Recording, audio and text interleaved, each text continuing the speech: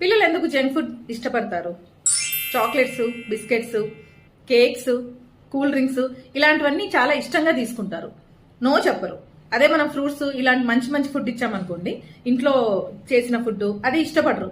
కారణం ఏంటంటే అవి టేస్ట్ బాగుంటాయి.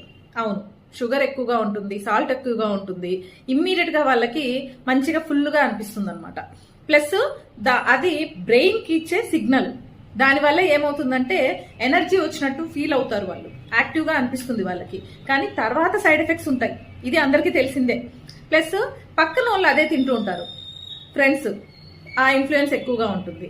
ప్లస్ ఇంకొకటి, దగ్గరలో షాప్స్ లో గానీ ఈజీగా దొరికేస్తుంది. అలా వెళ్ళామా ఇలా తెచ్చుకున్నామా.